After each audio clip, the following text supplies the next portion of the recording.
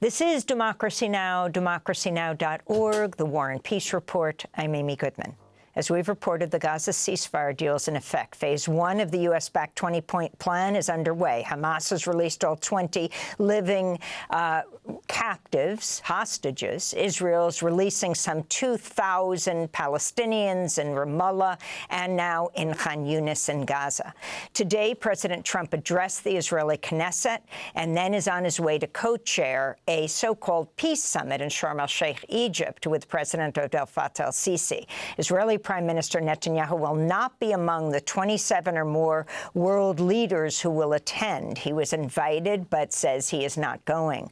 For more, we're joined by the Israeli historian, author, and professor Ilan Pappe, professor of history and director of the European Center for Palestine Studies at the University of Exeter, and the chair of the Nakba Memorial Foundation. Among his books, The Ethnic Cleansing of Palestine almost 20 years ago, and Gaza in Crisis, which he co-wrote with Noam Chomsky. His new book, Israel on the Brink, and the 8 revolutions that could lead to decolonization and coexistence. We thank you so much for being with us. Professor Pappe, if you could start off by responding to what has happened. We're watching in Khan Yunis, prisoners being released, Palestinian prisoners up to 2,000, and in the occupied West Bank, though there, families were told if they dare celebrate the release of their loved ones, they might be arrested. And we saw the release of the 20 Israeli hostages as they return to Israel. The Hamas says they're returning the dead hostages, the remains, over the next few days. Israel has not said they will return the dead prisoners, of which it's believed there are nearly 200 in Israeli prisons. Your response overall, and now to the summit in Egypt.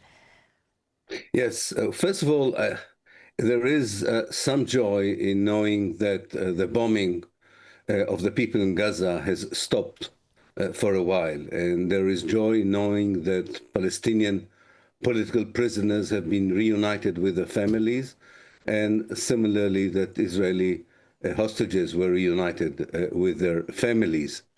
But except from that, I don't think we are in such an historical moment as President Trump claimed in his speech in the Knesset and beforehand. We are not at the end of the terrible chapter that we have been in it for the last 2 years.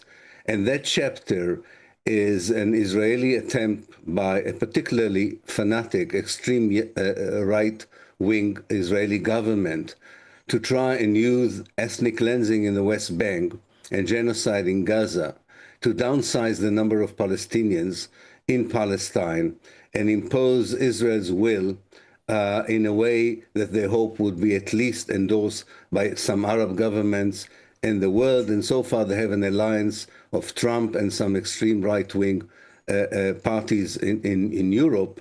And now I hope that the world will not be misled that Israel is now ready to open a different kind of page in its relationship with the Palestinians. And what you told us about the way that the celebration were dealt with in the West Bank and the incineration of the sanitation center shows you that nothing has changed in the dehumanization and the attitude of this particular Israeli government and its belief that it has the power to wipe out Palestine as a nation, as a people, and as a country. And I hope the world will not stand by, because up to now it did stand by when the genocide occurred in Palestine.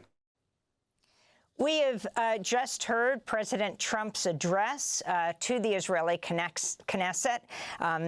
He followed the Israeli Prime Minister Netanyahu. I'm not sure, but in listening to Netanyahu, I don't think he used the word Palestinian.